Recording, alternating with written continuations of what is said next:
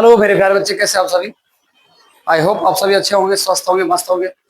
आइए एक बार फिर से हम लोग नई वीडियो में सीखेंगे 9th क्लास भारतीय भवन मैथ, जो हमने पिछले क्लास में चालू किया था, कोऑर्डिनेट ज्योमेट्री यानी नियामक ज्यामिति। तो आइए अब सभी हम बिना देर किए हुए नेक्स्ट वीडियो के लिए चलते हैं। और वीडियो चालू करने से पहले मैं आप सभी से एक बार अपील करना चाहता हूँ कि अभी तक आप हमारे यूट्यूब चैनल को सब्सक्राइब नहीं किए हैं तो प्लीज सब्सक्राइब करें, अपने दोस्तों के पास शेयर करें, ताकि ज्यादा से ज्यादा लोग हमसे जुड़ पाए और घर बैठे ही सारे सिलेबस को तैयारी घर बैठे ही आराम से की जाए। तो आइए बिना देरी किए हुए हम चलते हैं, वीडियो को स्टार्ट करते हैं। पिछले वीडियो में हमने पढ़ा था 9th क्लास भारतीय भवन मैथ का कुछ बेसिक ट्रिप्स, जो इस वीडियो में हमने चालू करने वाले हैं। तो आइए हम बिना देर किए चालू करते हैं क्लास को। एक्सरसाइज 4 9th क्लास भारतीय भवन, एक्सरसाइज 4 कोऑर्डिनेट ज्योमेट्री, इसको हम लोग बोलते हैं नियामक ज्यामिति। ठीक है, आइए एक्सरसाइज 4। ठीक है, एक्सरसाइज 4 में पहला प्रश्न, जैसा कि आप देख सकते हैं, एक्सरसाइज 4 का पहला प्रश्न आपका है। प्रश्न कुछ इस प्रकार से कह रही है, मूल बिंदु का निर्देशांक कितना होता है। मैं एक एक प्रश्न को लिखते जाता हूं और आपके सामने सोल्व करता हूं। मूल बिंदु का निर्देशांक कितना है, मूल बिंदु का निर्देशांक कितना है। आपको बता दें, पिछले वीडियो में इस प्रकार से बताए थे कुछ फिगर पर। मूल बिंदु जो भी होता है ये बीच वाला बिंदु होता है। इसके बाद आप इधर 1 2 3 4 लिख सकते हैं, माइनस लिख सकते, प्लस, इधर माइनस। हम ये भी बताए थे, प्रथम पाद में प्लस प्लस होता है, द्वितीय पाद में प्लस माइनस होता है, तृतीय पाद में माइनस माइनस, चतुर्थ पाद में प्लस माइनस, है ना। इस प्रकार से आप जान सकते हैं। अब बात रहा मूल बिंदु का, तो मूल बिंदु बोलते हैं यहाँ पर वाला को। यहाँ भी एक्स भी 0 होता है और वाई भी 0 होता है, इसलिए मेरा ये आंसर होगा मूल बिंदु का निर्देशांक 0 0, यानी एक्स का भी मान 0 और वाई का भी मान कितना होता है, 0 होता है। अब दूसरा प्रश्न ये कह रहा है, ये हो गया, ये बी में क्या कह रहा है सर, एक्स अक्ष पर प्रत्येक बिंदु वाई का निर्देशांक क्या होगा। एक्स अक्ष पर प्रत्येक बिंदु वाई निर्देशांक कितना होगा, सांक कितना होगा। देखिए ये बहुत आसान प्रश्न है। कभी भी अगर इस प्रकार से प्रश्न पूछे तो आपको पता है मूल बिंदु का जो निर्देशांक होता है, हमने अभी तुरंत लिख के दिखाया कि मूल बिंदु का निर्देशांक होता है 0 0। अब 0 0 में इसको बोलते हैं एक्स और इसको बोलते हैं वाई। आप ध्यान रखिएगा, जब भी कभी प्रश्न आए कि एक्स अक्ष पर, यानी ए वाला अक्ष पर, एक्स अक्ष इसको बोलते हैं, ठीक है, जो पैरेलल लाइन होती है उसको एक्स अक्ष बोलते हैं। एक्स अक्ष पर वाई का निर्देशांक कितना होगा, तो एक्स अक्ष है, वाई यहाँ शुरू होता है सर, इस बिंदु के पास वाई 0 होता है, इसलिए आप कह सकते हैं अगर एक्स का मान पूछे तो वाई बराबर 0 बोल सकते हैं, अगर वाई अक्ष पर एक्स का मान पूछे तो इसको 0 बोल सकते हैं, यानी इसका आंसर हो जाएगा 0। प्रश्न संख्या सी, वाई अक्ष पर प्रत्येक बिंदु, वाई अक्ष पर प्रत्येक बिंदु का एक्स निर्देशांक, देखिए जस्ट प्रश्न का उल्टा, निर्देशांक कितना होगा। समझ सकते इस प्रश्न को। अभी हमने आपको बताया कि एक्स अक्ष पर, ध्यान रखिए 2 शून्य होता है, एक्स अक्ष अगर पूछे तो वाई बराबर भी 0 होता है, अगर वाई अक्ष पर एक्स का निर्देशांक पूछे तो भी एक्स होता है। क्यों, क्योंकि ये जो लाइन है वो एक्स है, इस पर वाई का मान 0 यहाँ होगा, और अगर वाई इसको मानते हैं इस लाइन पर, इसका ही मान 0 होगा, यानी इसको भी हम कह सकते हैं कितना होगा सर, ये इसका ही मान 0 होगा। ध्यान रखें, एक्स एक्सिस पर वाई निर्देशांक भी 0 और वाई अक्ष पर एक्स का निर्देशांक भी क्या होता है, 0 होता है। मूल बिंदु का निर्देशांक कितना होता है, 0 होता है। आइए बिना देर किए प्रश्न संख्या डी के पास आते हैं। प्रश्न संख्या डी कुछ इस प्रकार से कह रही है, यदि किसी बिंदु पर कोटि 0 हो तो वह बिंदु क्या होगा। ध्यान रखिए, वो कोटि और भुज भी हम पिछले चैप्टर में बताए थे कि कोटि किसे कहते हैं और भुज किसे कहते हैं। कोटि किसे कहते हैं और भुज, देखिए एक अक्ष जो होता है इसको हम लोग बोलते हैं भुज, और इसके सामने जो वाई अक्ष होता है इसको बोलते हैं कोटि। प्रश्न हमको कह रही है, प्रश्न क्या कह रहा है सर, यदि किसी बिंदु की कोटि 0 हो तो वह बिंदु क्या होगा। कह रहा कोटि 0 हो, कोटि 0 हो तो वह बिंदु क्या होगा, क्या होगा। ध्यान रखिए, हमने क्या बोला, अगर भुज बोला, भुज बोलते हैं एक्स को और कोटि बोलते हैं किसको सर, भुज बोलते हैं एक्स को और कोटि बोलते हैं वाई को। यहाँ पर बोला कोटि शून्य हो, ध्यान रखिए कोटि शून्य, ध्यान रखिए कोटि शून्य, कोटि शून्य मतलब y बराबर शून्य हो, इसका वैल्यू क्या होगा? फिर वही बात है, अभी हमने बोला कि x अक्ष का मान पूछेगा तो y बराबर 0, y अक्ष का मान पूछेगा तो x बराबर 0। यहाँ बोला है कोटि शून्य हो तो भुज कितना होगा? इसका भी मान होगा शून्य, शून्य सॉरी करे अथी x अक्ष होगा, क्या होगा? x अक्ष। अब प्रश्न संख्या ई में क्या बोल रहा है सर? प्रश्न संख्या ई में बोल रहा है क्या, यदि यदि किसी बिंदु का भुज शून्य हो, अभी कोटि शून्य था, अब कह रहा है भुज शून्य हो, भुज शून्य हो तो वह बिंदु क्या होगा? क्या होगा? ध्यान रहे, इसको बोलते हैं एक्स अक्ष, इसको बोलते हैं वाई अक्ष। अगर एक्स अक्ष को बोलते हैं भुज, वाई अक्ष को बोलते हैं कोटि। कोटि अगर शून्य बोले तो भुज का मान हो जाएगा, कोटि का मान पूछे, अगर पूछेगा ये बिंदु कहाँ होगी तो एक्स अक्ष पर होगा। अगर भुज शून्य है फिर पूछेगा ये बिंदु कहाँ होगी तो इसमें हो जाएगा कोटि एक्स, यानी कह सकते हैं क्या? वाई अक्ष। कौन सा अक्ष? वाई अक्ष। ठीक है, एफ में क्या करा इसको समझते हैं। प्रश्न संख्या एफ करा, यदि किसी बिंदु का निर्देशांक -3 और 4 हो। देखिए आइए समझते हैं, प्रेम से हल्का क्वेश्चन है। कह रहा है कि 3 और -4, 3 और -4 शायद यही प्रश्न है। हाँ, 3 और -4 ये चार क्वाड्रेंट के किस भाग में आ सकते हैं? आपको पता है कि फोर्थ क्वाड्रेंट होता है, पर फर्स्ट क्वाड्रेंट में ऑल प्लस, सेकंड क्वाड्रेंट में माइनस प्लस, थर्ड क्वाड्रेंट में तीनों माइनस होता है, सॉरी दोनों माइनस होता है, और फोर्थ क्वाड्रेंट में प्लस माइनस होता है। अब आपसे इस अनुमान लगाना है कि पहला संख्या बोल रहा है 3 और दूसरा संख्या बोल रहा है -4, यानी पहले कुछ नहीं तो प्लस है, दूसरा क्या है? माइनस। अब देखिए प्लस माइनस का है यहाँ है, यानी कह सकते हैं चतुर्थ पाद। इसका आंसर क्या हो जाएगा सर? चतुर्थ पाद। अगर इंग्लिश में बात करें तो बोल सकते हैं फोर्थ क्वाड्रेंट। फोर्थ क्वाड्रेंट, कितना क्वाड्रेंट? Fourth quadrant. ठीक है, अगर इसमें पूछता कि मान चलिए बता दो ये +3 और +4 कहाँ होता? देखिए दोनों प्लस है तो फर्स्ट क्वाड्रेंट। अगर बोलता है एक प्लस एक माइनस तो फोर्थ क्वाड्रेंट, इसे फर्स्ट क्वाड्रेंट। अगर एक पूछेगा सर माना बताइए -2 और -3 कितना होगा, तो ये दोनों माइनस है, इसलिए कौन सा क्वाड्रेंट? Third quadrant. इस प्रकार से आप आसानी समझ सकते हैं प्रश्न को। फिलहाल प्रश्न संख्या, बिना देर की बात है, प्रश्न संख्या जी के पास। प्रश्न संख्या एफ के बाद जी क्या कर रही है सुनते हैं। प्रश्न संख्या जी बोल रही है क्या, -4 और माइनस, बताइए आइए क्या -4 और -1 वाला प्रश्न, ये कौन सा क्वाड्रेंट होगा? अब बताइए, प्रथम में प्लस प्लस, द्वितीय में माइनस प्लस, तृतीय में दोनों माइनस होता है, इसका मतलब कौन दोनों कौन सा क्वाड्रेंट हो जाएगा? तो तृतीय पाद, तृतीय पाद यानी थर्ड क्वाड्रेंट।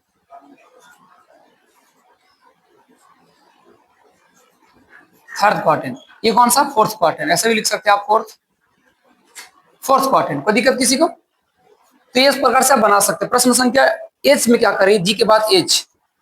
एच कह रहा है सर एक छोटा सा फिगर बना रहा है। आप देखिए फिगर कुछ इस प्रकार से, हम इसको फिगर को भी इधर ड्रॉ करते हैं, फिगर इधर ड्रॉ कर रही है, या तो यहीं पर देखिए ड्रॉ करते हैं।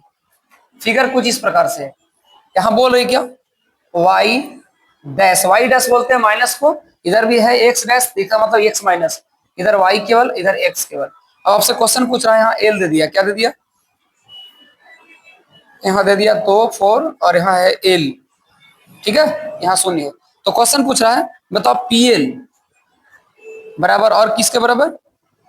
ओएल का मान क्या होगा? इसका मान पूछ रहा है, पीएल ओएल। अब बताओ पीएल और एल क्या होगा? पीएल ओएल, यहाँ ओ है, ठीक है, और एल, एल का मान क्या? ओएल। ओएल का मान क्या होगा? अब ओएल के मान ऐसे देखेंगे, जैसे यहाँ से हो गया 1 2, जैसे मान सपोज दैट 1 2 3 4। आपको पता है जो पहले आता है उसको एक्स बोलते हैं, दूसरा आता है उसको वाई बोलते हैं। इसमें ओएल का मान हो जाएगा, वो हो जाएगा फोर्थ, और पीएल का मान, सॉरी पीएल, पीएल कहाँ गया? पीएल कहाँ गया सर? पीएल कहाँ इसमें लिखा हुआ? पी यहाँ लिखा हुआ, सॉरी पीएल, पीएल। पीएल कहने का सीधा मतलब हो गया कि बताओ एक्स के कौन क्षेत्र पे है? एक्स का मान कितना होगा? 2, इसका मान हो जाएगा 2। और ये पूछ रहा है पी, उल्टा पलटा लिख दे रहे हैं, पीएल यहाँ हो जाएगा 2। और ओएल पूछ रहा है, ओएल का मतलब वाई के किस भाग पर है? वाई के किस भाग के मतलब हो गया सीधा कि y1 y2 3 4, वाई बराबर कितना हो जाएगा? 4। इस प्रकार से आप चाहो तो बना सकते हैं। ठीक है, सिर्फ इसका निर्देशांक लिखना था। ठीक है, बहुत आसान प्रश्न है। हम आगे बढ़ते हैं बिना देर के। एज के बाद आप पढ़ते हैं आई। एज के बाद कितना आते हैं सर? आई। प्रश्न संख्या आई क्या बोल रहे हैं, ध्यान नहीं, आई बोल रहा है प्रश्न। अरे अरे अभी तो आसानी प्रश्न है। 3 और 5, 3 और 5 ये कौन सा क्वाड्रेंट होगा? अब बताओ, जब हमने बताया फर्स्ट क्वाड्रेंट में plus plus, third quadrant, second quadrant में माइनस प्लस, थर्ड क्वाड्रेंट में माइनस माइनस, फोर्थ क्वाड्रेंट में प्लस माइनस। अब बताओ ये कौन सा क्वाड्रेंट में जाएगा? सेकंड क्वाड्रेंट में। यहाँ बोल सकते हैं द्वितीय पाद। कौन सा पाद? द्वितीय पाद। कोई दिक्कत? चलिए सर बहुत आसान प्रश्न, क्या आपको समझ में आ रहा है? नहीं समझ में आ रहा है तो मेरा पिछला वीडियो देखिए, तो पिछला वीडियो हमने बेसिक बताया था। बेसिक प्रश्न कुछ इस प्रकार से था जिससे आप सारे प्रश्नों को हल कर पाएंगे। ठीक है, अब मैं चाहता हूं आप वीडियो पॉज करिए, इसको उतारिए, तब तक हम वीडियो को आगे बढ़ाते हैं।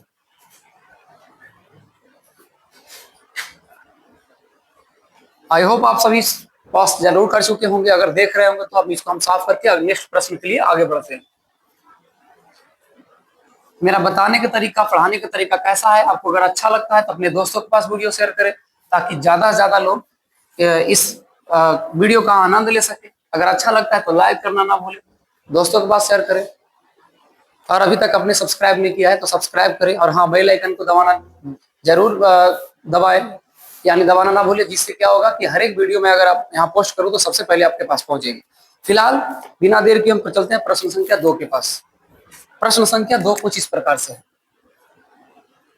प्रश्न संख्या 2 बोल रही है सर, कार्तीय तल में किसी बिंदु को निर्धारित करने वाली क्षैतिज ऊर्ध्वाधर रेखाएं का नाम क्या होता है? देखिए कह रहा है दो रेखाएं हैं, कौन से दो, दो क्या हैं?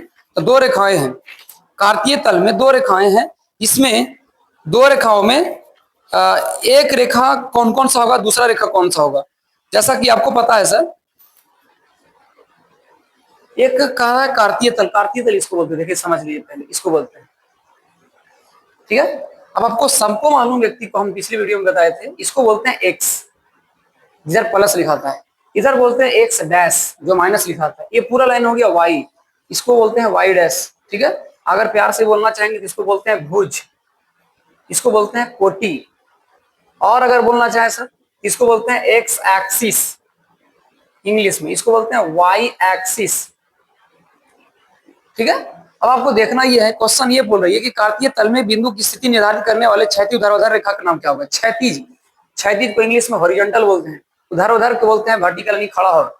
एक जो खींचा हुआ पैरेलल लाइन खींचा हुआ से एक खड़ा लाइन, इसको क्या क्या बोलते हैं? तो सबको मालूम है सर, इसको बोलते हैं एक सच। एक को क्या बोलते हैं, लिख देते हैं, एक को बोलते हैं एक सच, और दूसरा को क्या बोलते हैं? Y H. देखिए सीधे क्षैतिज का मतलब होता है सूता हुआ लाइन से, और उधर के मतलब होता है खड़ा हुआ लाइन को। एक लाइन हो गया एक सच, एक लाइन हो गया कौन सा? Y H. ठीक है, फिलहाल प्रश्न संख्या आगे बढ़ाते हैं। प्रश्न संख्या बी, प्रश्न संख्या बी क्या कर रही है? एक सच और वाई एच से बने तल के प्रत्येक भाग को क्या कहते हैं? एक सच और वाई एच से बने प्रत्येक तल, देखिए एक हो गया वाई एच, एक हो गया एक सच। ठीक है, इसको बोलते हैं एक सच, इसको बोलते हैं वाई एच। अगर माइनस प्लस को ध्यान में रखते हैं तो इसको बोलेंगे एक्स डैश, इसको बोलते हैं वाई डैश। ठीक है, अब कह रहा है एक सच और वाई एच से बने तल को क्या कहते हैं? अब बताइए, सोच के देखिए इसको, इस एक सच और वाई एच को खींचने से चार भाग बना, क्या बना सर? चार भाग। चार भाग को हम क्या बोलते हैं? इसको बोलते हैं प्रथम पाद, इसको बोलते हैं द्वितीय पाद, इसको बोलते हैं तृतीय पाद,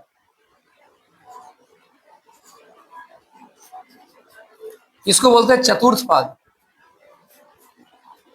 हम फिर बताए थे, दोबारा फिर बताते हैं, जिसमें सारा प्लस होता है वैल्यू।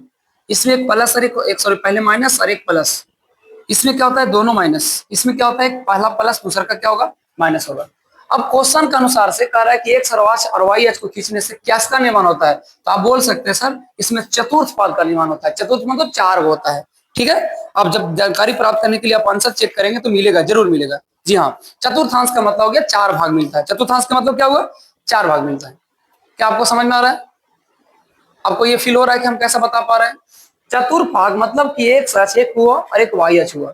जब एक अक्ष को खींचेंगे, देखिए आप खुद देखिए, जैसे मान चलिए पूरा बोर्ड है, ठीक है, अगर हम एक लाइन खींचते हैं तो इस पूरा यहाँ से वहां तक खींचते हैं, इधर, ठीक है, रेडियस समझ कर करके, तो होगा क्या? एक भाग ऊपर बन जाएगा, एक भाग नीचे बन जाएगा। लेकिन जैसा ही इसको हम फिर दोबारा एक और खींच देंगे, इससे चार भाग बन गए, एक दो तीन चार। यही पूछ रहा है कि एक सच और वाई एच को खींचने से क्या किसका निर्माण होता है? तो आप बोल सकते हैं चतुर्थांश का निर्माण होता है। चतुर्थांश का मतलब चार स्थान का निर्माण होता है।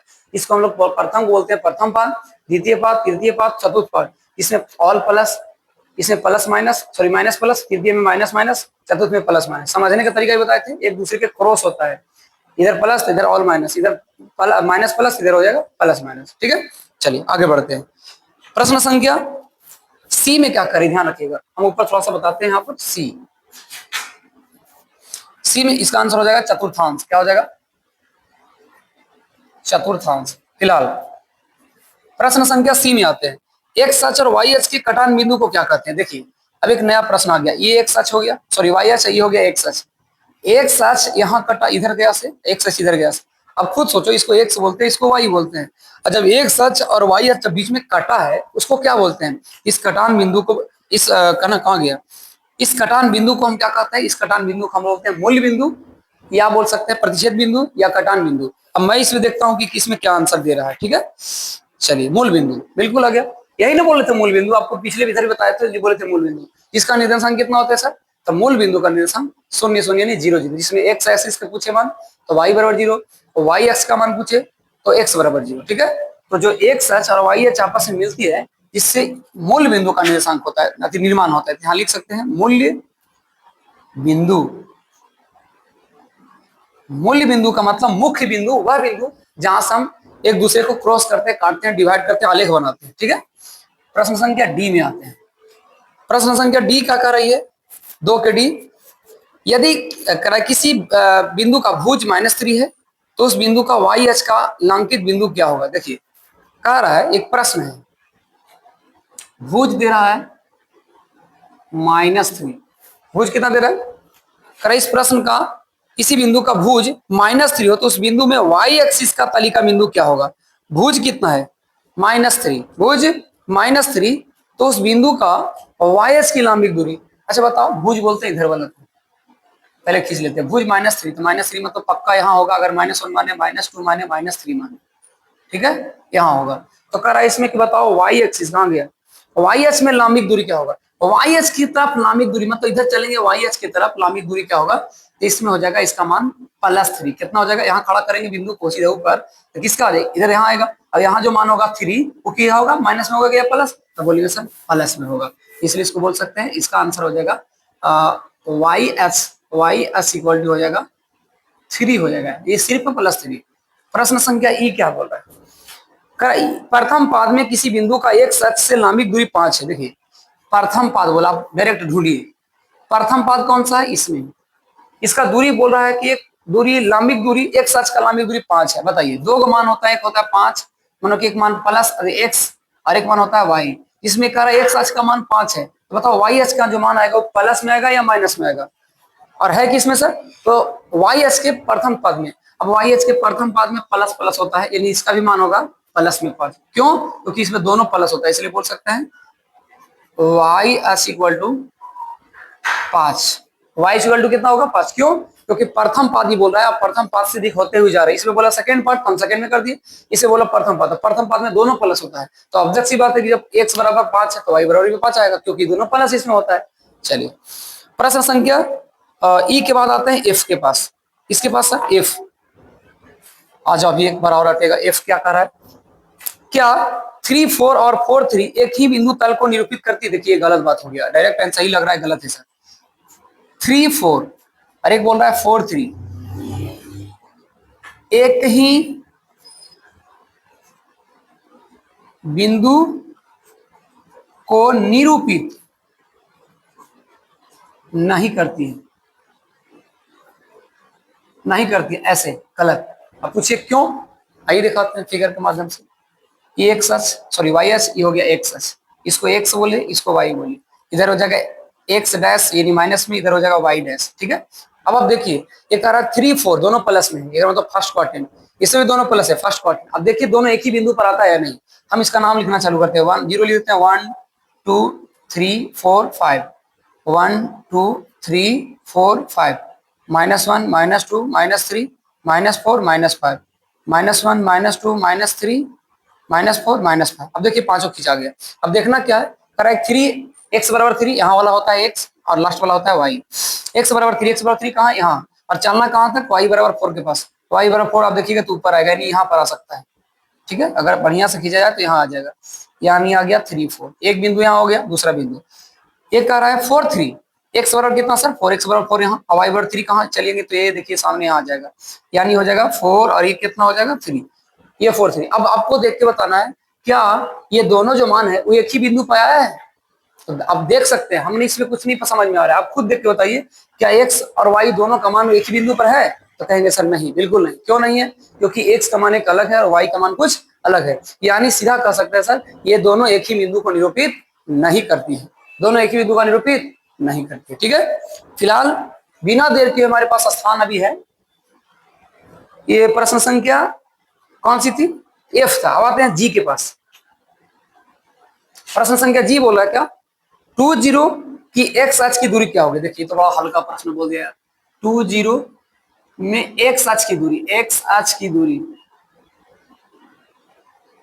अब आपको देखना है इसमें एक्स कौन है। सिंपल सी बात, इसमें एक्स कौन है? तो आपको पता है एक्स कौन है सर? 2 और वाई 0 है। तो बोलेंगे सर एक्स अक्ष की दूरी, एक्स अक्ष की दूरी इक्वल टू 2। सिंपल सी बात। आई के पास आते हैं, एच के पास आते हैं। एच में क्या करे प्रश्न? 2 और -4/5। ठीक है, 2 और -4/5 किस पाद में होगा? अब आपको ढूंढ के दिखाना है। हम आपको फिर बताते हैं एक बार। पाद टोटल कितने होते हैं? 4। प्रथम में प्लस प्लस, द्वितीय में माइनस प्लस, चतुर्थ में माइनस माइनस, सॉरी तृतीय में, और चतुर्थ में क्या होगा? Plus minus. अब आप ढूंढिए, भट्टा में फ्रैक्शन को देख करके डरना नहीं है सर। फ्रैक्शन यानी भिन्न यानी भट्टा, इसको देख के नहीं डरना आपको। सिंपल ये देखना और सोचना है कि बताइए प्रथम जो है से प्लस है, द्वितीय क्या है? माइनस प्लस है, माइनस है कि नहीं? अब देखिए -4/5 है, बाटा में रहे या कुछ रहे, सबको से क्या मतलब? हमको सिर्फ माइनस और प्लस को देखना है। अब बताओ एक प्लस है और एक माइनस है, किस में आएगा? तो पहले प्लस फिर माइनस, ये आएगा चतुर्थ में। किस में आएगा? चतुर्थ। यहाँ बोल सकते हैं चतुर्थ पाद। कौन सा पाद में बाबू? चतुर्थ पाद। ये हो गया। कैसा लगा आप सभी को? लेकिन अभी फिलहाल बिना देर किए एक प्रश्न और है। आई क्या कह रहा है? 1 2 किस पाद का बिंदु है? देखिए तो और आसान है। 1 और 2 किस बिंदु, किस पाद का बिंदु है? आप इसमें ढूंढो, ये भी प्लस ये भी प्लस, प्रथम पाद। ज्यादा देर करने की जरूरत नहीं है।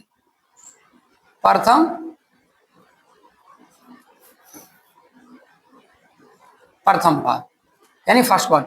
तो इस प्रकार से हमने प्रश्न संख्या 2 तक सोल्व किया। आप सभी को कैसा मेरा वीडियो लगा? अगर अच्छा लगा तो लाइक करें, सब्सक्राइब करें, दोस्तों के पास शेयर करें। मिलते हैं नेक्स्ट वीडियो के साथ, तब तक के लिए धन्यवाद।